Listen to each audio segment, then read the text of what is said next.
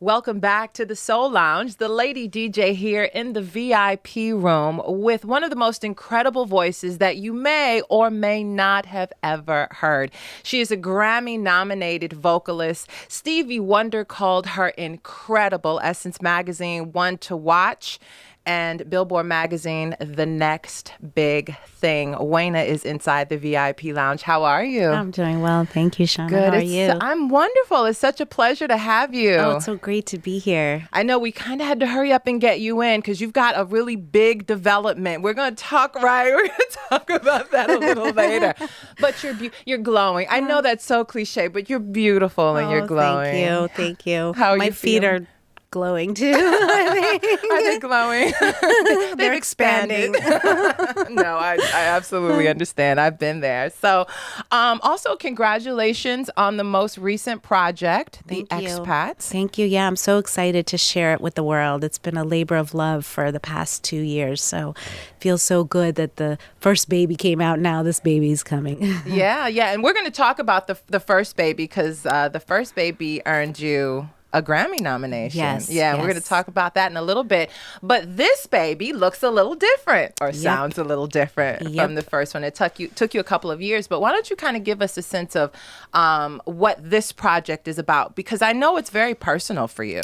Yeah, it's definitely more personal because it's more authentic. It's more a reflection of all of who I am. And that was really my goal when I started. I knew that in order to be great, I needed to be two things. I needed to be honest and I needed to be unique. And for me, being unique and honest meant incorporating all the parts of myself that I hadn't yet incorporated in my music. And I really asked myself a very difficult question. I said, what is the story that only you can tell? Because this is a hard business. I mean, it takes a lot to sort of make it. And, and if I'm asking the universe to bless me and give me a platform, it better be worth something. It better be meaningful. So why do I deserve that platform? There must be something about my story that people need to hear. And if I'm not telling the whole story, then what's the point? So really, I just dug into everything. I dug into my childhood, my cultural background, the influences that I had growing up in a suburban community, all of those things. I put it in the music and I said, let's just be completely transparent and open. And if I'm meant to have an audience, a large audience, a platform, then I'll have it. So let's talk about your background a little bit because it's very interesting. You were born in Ethiopia. Right. And then at what point did you move here to the States? I came when I was a toddler, when I was 3. And we moved to the suburbs of D.C. in Bethesda, Maryland. And I grew up in Rockville and just always was surrounded by Ethiopian music and like alternative music like The Police and Sade and U2, those were my favorite bands growing up. And then when I went off to school, I went to school at University of North Carolina and I got exposed to gospel music really for the first time. And I could not believe the power and the passion and the honesty in the music. And it just swept me off my feet, really. And the way these musicians would play from the heart and spontaneously, and some of them had never been trained. And it was just this brilliant, amazing sounds. And it just made me discover a whole nother side of music, the spiritual side of music, how music can just move people, change people, evoke things in people. So I wanted to harness that. I wanted to feel that. I wanted to be part of that, a vessel of that. And then I started studying, like the gospel singers that we were learning at that time, the Clark sisters, Donnie McClurkin, Kirk Franklin, all the modern folks, and then Mahalia, all the old time folks. And then when I really got into soul music, I found sort of the blending of the storytelling, the modern day storytelling, fused with the emotion and the passion of the gospel music. So it was Donny Hathaway, Minnie Riperton, Stevie Wonder, of course. Those were the artists that just compelled me. And for a few years, that's where I was completely wrapped up in. I just wanted to understand that genre and be one of those artists. And then later, as I matured, I realized there were other parts of that dynamic that I wanted to include. The folk music that I love, Bob Dylan, Joni Mitchell, because I was an English major. I studied writing, and I was really into telling like stories, and I wanted the music to be really content driven, message driven, and conscious music. So I wanted to incorporate those things that I was exploring as just a young intellectual also into the music. So and then later, when I really came to terms with my Ethiopianness and really kind of reintegrated that into my psyche, and then my husband is West Indian, so a whole nother part of the world became opened up to me, and a lot of my friends from school are from other parts of Africa. So I just started to understand myself as a global citizen. And all of these things just influenced me, and what I felt on with this project was that I needed to give each of them a place, a voice, a representation, and that would be a more authentic representation of who I am. And I like the way that you've been able to meld them together, because as you were talking and I'm hearing you going through your own experiences, the traditional Ethiopian music into the gospel, into the soul. In American music, everything is so fragmented. Yeah. And you just you don't hear gospel mixed with folk, even though it kind of all just sort of grows from the same roots. It's completely from the same root. And I saw it really when I went to Ethiopia. For the first time, I went to this festival in the rural area called the Festival of a Thousand Lights. It's in this area called Arba Minch. And there were all these indigenous bands, I guess you could call them, but they were just villagers who would make music to just occupy their day. And they had their own instruments, their own dialects, their own costumes. And when I saw them perform, the complexity of what they were doing, the sophistication of it, I just imagined if they took that hand-woven instrument and replaced it with a clarinet or a saxophone, it would sound like Coltrane. It had the same sort of sophistication and the different rhythms, and I mean it sounded like jazz. And it was just amazing to me that that I had to go all the way to Ethiopia and see how the music that I was studying was really rooted in who I am already. I wasn't an outsider doing that music, and by the same token, any non-American who listens to world music is not an outsider. I mean, the root of all music is African, and there are so many connections. There's so many connections that make us all similar and understanding of each other if we really just open our ears. And that's such an interesting understanding that you have of it, and that you were so immersed in it, because out of college, do I understand this correctly, you didn't go right into music. You actually were working for the White House? Yeah. I studied English and speech communication. And, coming from an Ethiopian background, there's not really a lot of emphasis on art. People want you to just get like a regular job. So I felt compelled to become a professional. And I just happened to take a speech writing class my final semester. And we went to go meet the president's speechwriters. And the person speaking to us was a man named Terry Edmonds, who's the first African-American to ever serve as a presidential speechwriter. And he just blew me away. And I thought, you know what, I could do this. This is something that I could do that wouldn't completely bore me to death. So I did it.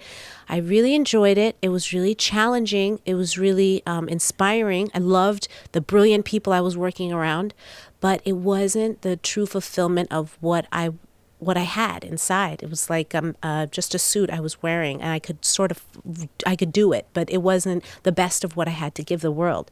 And so I found myself sneaking out on my lunch breaks to go see Angie Stone when she was doing a listening session at Kent Mill, or Marcus Johnson or Indiari. And then I would do my, cover gigs in Georgetown every Friday night. And it was just not, I just got to a point where I really felt like I was like two people in one. So I just said, you know what? I have to just really step out on a limb and follow my passion.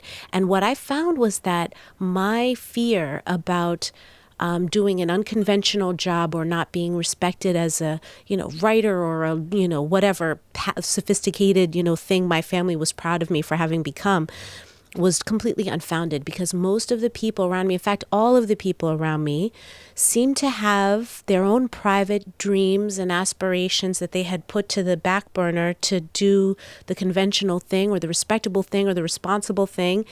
And when they saw me doing what I did, they were so encouraged and inspired, and they almost lived vicariously through me. And some of my close friends even quit jobs and started other careers. I had a friend who was a lawyer who quit her job and started, becoming a PR person, which was always her dream, or launching her magazine. And this is the truth of our lives. I mean, we're given, and this is one of the perspectives I feel like I'm blessed to have as an immigrant, because I saw how hard my mom had it, and growing up, I always, realized that it's not, what is the point of her suffering? I mean, the point of her suffering is that I have a stable and fulfilled life. It's both. It's not just having a good car and a nice house and why. I mean, it's all of it. It's abundance. And if you can believe in that, then you can have it all. I really do believe that. And I think that's why I've stuck with it, even though it's been quite an arduous journey. It's been so rewarding because it's what I'm supposed to do. And every day I'm willing to do all the hard stuff that goes along with doing it, because the high that I get from sharing these stories, these songs, or those moments on stage when you just feel like you're just buzzing because it's what you're supposed to be doing, that's worth everything. And I just think, the more we allow into our lives, the more will come. So I'm believing that this year will be even bigger and better. Yeah. Well, I'm so glad you shared that, because I know that there are people right now thinking the same thing. This is not what I'm supposed to be doing. I have a bigger dream, and it takes someone to just say, have the courage to do it. It's scary. Yes, it's hard. It is. But you've got to have the courage to do it. That's awesome. And I imagine that those experiences also work their way into your work, because you write your songs. I do. So talk to me about that process, specifically the vulnerability that is necessary to be a songwriter. I'm always amazed at how songwriters can be so naked or vulnerable to the world, Well, it's cathartic. I mean, you hear that 100 times over, that it's healing, but it is really, and it's best when you're not really thinking about it on any level. I mean, I think one of the most personal songs I ever wrote is on my first album, Moments of Clarity. It's called Mama's Sacrifice, and it's about my mom's story of just raising me as a single parent. And when I first started writing it, I didn't even know it was about her. The lyrics were, she was beautiful, but no less practical than any other woman wanting love and stability. When she chose her mate, she kept in mind what it would take to care for her and provide for the family. He was tall, dark, and handsome. There's the story, like, I just saw it as another woman. And then by the time I got to the hook, I realized, oh, this is my mom, And it's really nice when you can take yourself out of it, and then you feel like, the spirit moving through you and giving you a gift as much as, the listener. And I think that's when it's the best, when you can remove your ego out of it, because then really, all of us are just vessels. I mean, we're just allowing something bigger and better to come through us. And the more we're able to do that, the better it is. So, when it's a surprise to even you, that's when it's so sweet. Yeah, absolutely. Well, I would love to hear some of that. Thank you for sharing those lyrics. But I'd love to put the guitar together with some of the lyrics that you've written, and just to hear a song. So would you be kind enough to perform for us? I'd be happy to. So what are you going to do for us first? We're going to do I Don't Want to Wait, which is the first single from the new album, The Expats. Awesome. Thank you.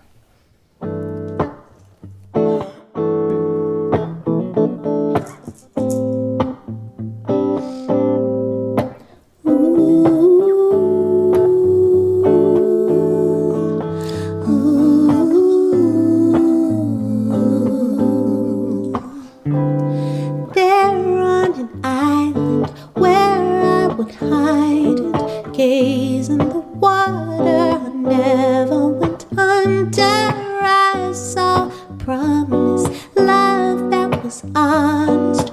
All I'd been missing, all for the risking. So I even make a way. I don't wanna wait no more, wait for the summer. I don't wanna wonder. I won't be too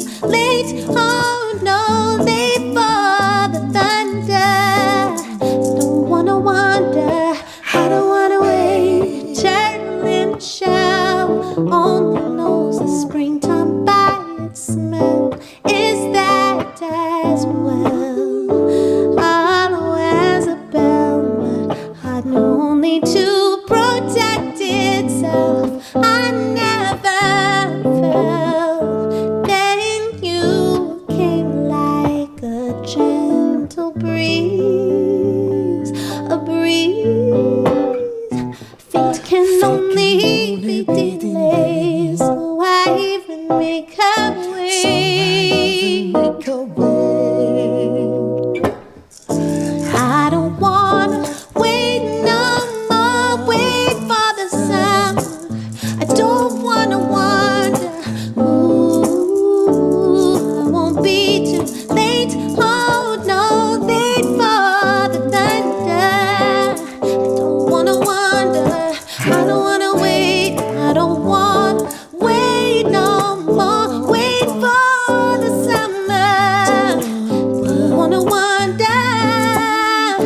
I won't be too late, oh no, late for the thunder.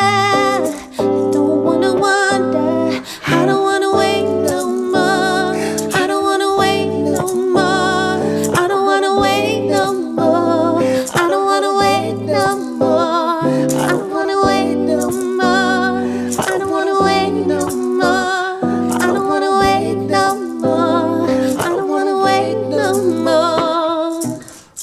Fate can only be delayed, so I even make a wait. To live while procrastinate. So I even make a wait. I don't wanna wait no more, wait for the summer. Don't wanna wonder, I won't be too late, oh no, late for the thunder. I don't wanna wonder, no, I don't wanna wait no more, wait for the summer. I don't wanna wonder, no, I won't be too late, oh no, late for the thunder. I don't wanna wonder, I don't wanna wait no more, I don't wanna wait no more, I don't wanna wait no more, I don't wanna wait no more, I don't wanna wait no more, I don't wanna wait no more, I don't wanna wait no more, I don't wanna wait no more. I don't wanna wait till day. I don't wanna wait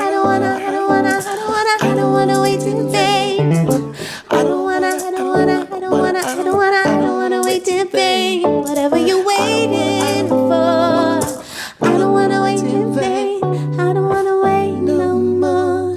I don't wanna wait no more. No, I don't wanna wait no more. I don't wanna wait no more. I don't wanna wait no more. I don't wanna wait no more. I don't wanna wait no more. I don't wanna wait no more.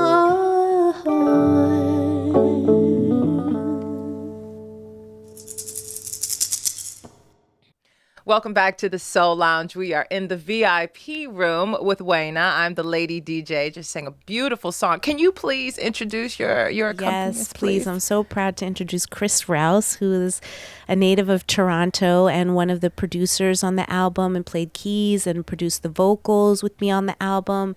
And he's just a gem, and we've been performing together since the album launched, and I just have such a great time playing with him. He's incredible talent. He is. And I understand that you brought a number of people from all over the world together for this project. Yes, so we started just by doing a jam session in Toronto, and we collected, and when I say we, I mean my business partner, Adisa Bialo, collected a group of musicians from the area that understood international music, and they just so happen to be from all over: India, Israel, Uganda, Jamaica, Japan. It's just a few of the countries represented. The Middle East was also represented, Eritrea, Ethiopia. So really, like, all of those different backgrounds came together. But what we found was that we all had similar tastes. We all loved Bob Marley. We all loved Radiohead. We all loved Fela, and these commonalities brought us together and enabled us to kind of seamlessly bring together these different genres. So, like, how does that work when you're in a jam session? Do you all just get together? Everyone picks up their instruments. Somebody goes 5, 6, 7, 8. I mean, Just boom. It's like a musical. Go. Do you want to answer that? How do you think? After you, I think you got it. I mean, I think it was very spontaneous, but it usually started with just somebody playing a lick that kind of caught someone's ear, and then everyone else would just feed off of it. And sometimes we would come up with several grooves. Like maybe in one session we would have like 15 or 20 grooves, but then out of that we would pick like 2 or 3 that I would take home to DC with me and write to.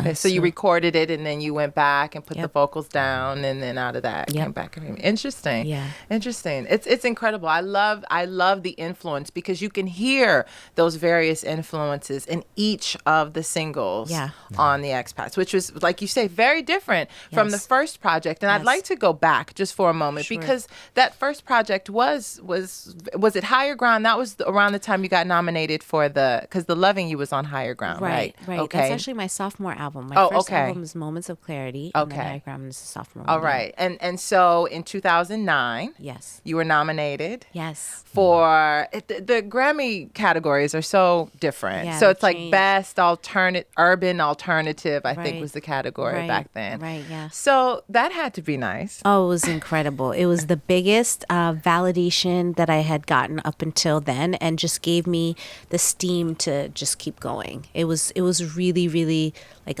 the biggest blessing ever. And the thing about it is there were a lot of people who told me that it was completely impossible as an independent artist to get recognized. And even to this day, people assume that I was on a label and that the label had marketed me and that I had gotten a nomination. That's not the case. The Grammys has a R&B nominating committee that's specifically designed to make sure that even lesser popular artists are recognized for quality rather than popularity. So I was fortunate to be a beneficiary of that. So it was a huge surprise, but one I had definitely prayed for and worked for. Well, that goes back to what you were saying earlier about when you're kind of in your purpose, you're in Yes. your place, you're doing what you're supposed to do. Yes. It's like the universe just kind of opens up and Absolutely. boom, there's a Grammy nomination. Absolutely, because I could not have, in my own strength or wisdom, orchestrated the pieces that had to come together for that to happen. It was definitely outside of my control. But all of the little things that I could do help set it in motion. But at the end of the day, it was several other pieces that came together that made it happen. Yeah. Awesome.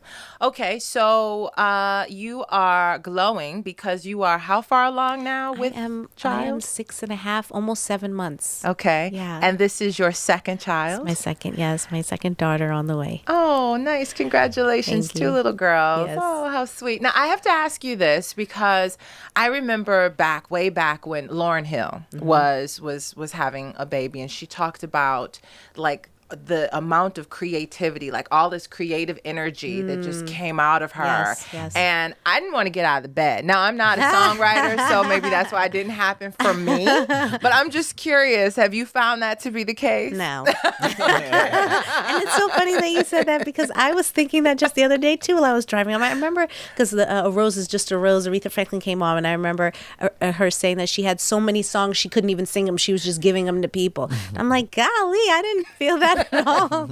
But I definitely felt just a wave of energy to work and do as much as I could before she came, because before she comes, because I know what it will be like once she's here. So that whole work-life balance is a constant, I know, understand, as a constant thing to figure out. So I've learned that the happier I am, the more fulfilled I am, the more whole and well-rounded I am, the better mom I am, and the better role model I am for my daughter to give herself that same freedom. So, I wrestle with balancing it all and managing to be creative, and also, being a mom is a very practical venture too. You have to really think about things you never, as an artist, you wouldn't think about. So it's definitely a juggling act, but it has fed my artistry very much in other ways. Maybe not while the baby's inside. But, in so many other ways, it's inspired me to be better and more whole and more honest. Yeah, that's important. That's important. All right, so I have a few questions that I Sure. ask everyone. So I'm Sure. going to ask you some questions. Okay. This is called What's in Your Ear. So I'm just kind of interested, like what's in your iPod or on your phone or Sure. however you listen to your music. So the first question I have is, what are you dancing to? So you're in the kitchen, washing dishes, the radio's up. What are you dancing around to? Okay, so my favorite music to like work out or dance to would be Rihanna. So it's not that Okay. alternative I'm and with you. chic. But I love Rihanna's music, so I work out to her all the time. She's great. All right. All right. What are you loving to? The romantic evenings that you and your husband enjoy. What's on? Let's see. Lately, we've been just listening to like just jazz. Like I have an old Miles Davis record. I don't even know which one it is.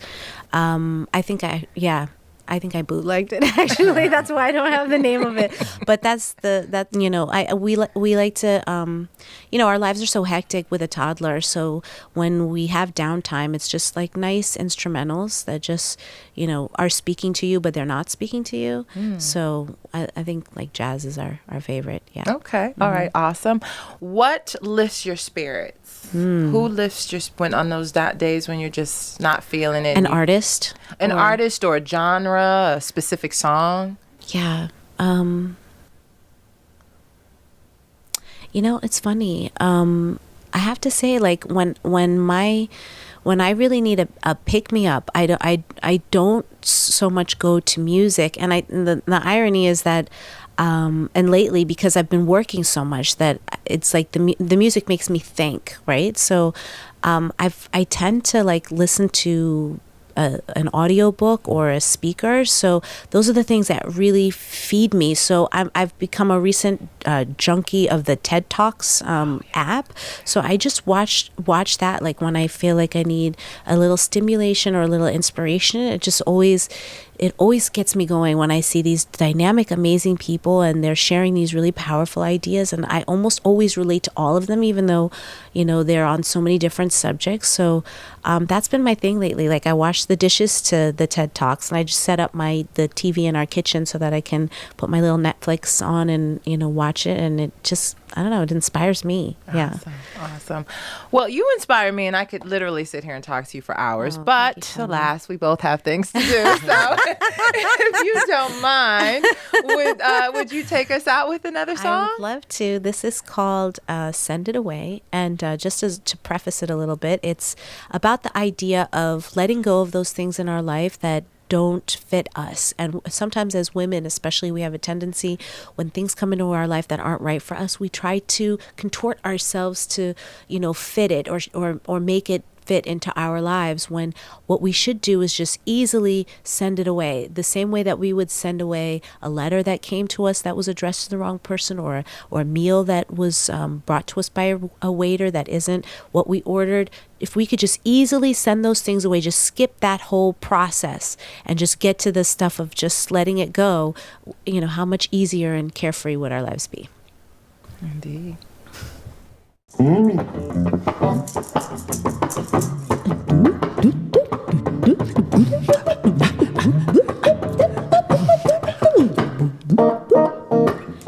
wrote my friend a letter, said all I long to tell her. I felt just like a feather when I sent it away. Send it away, send it away, send it away, send it away. You wrapped your heart in paper, a gift thought I was made for. It arrived about 5 years later, so I sent it away, send it away, send it away, send it away. Send it away, send it away,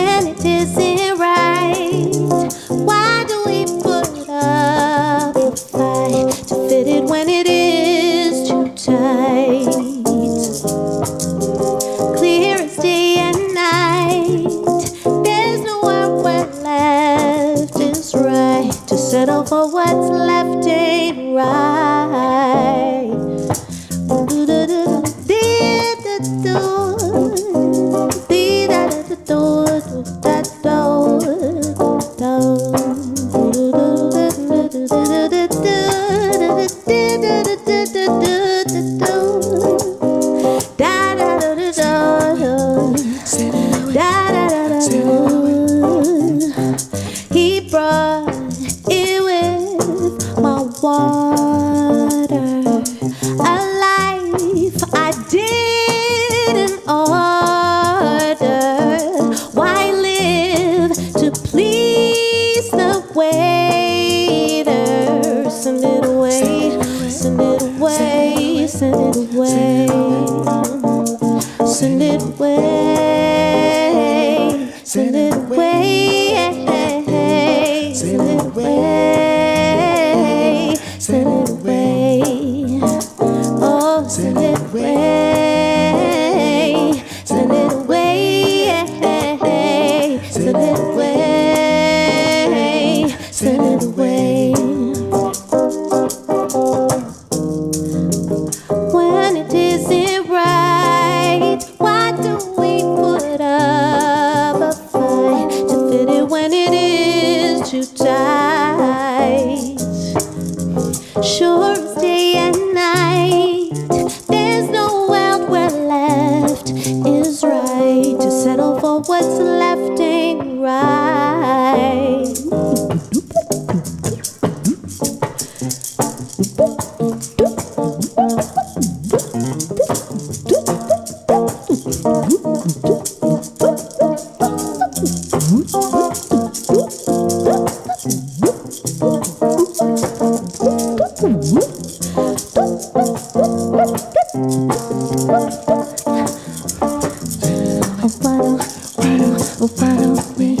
Why don't we send it all the way? Why don't we send it all the way? Why don't we send it all away? Away, away. Ba-da-da, ba-da-da, ba-da-da, da-da-da,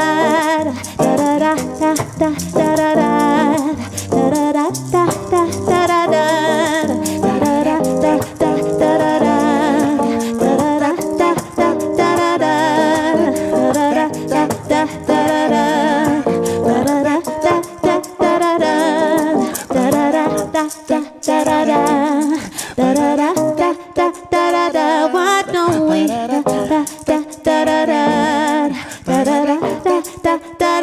why don't we send it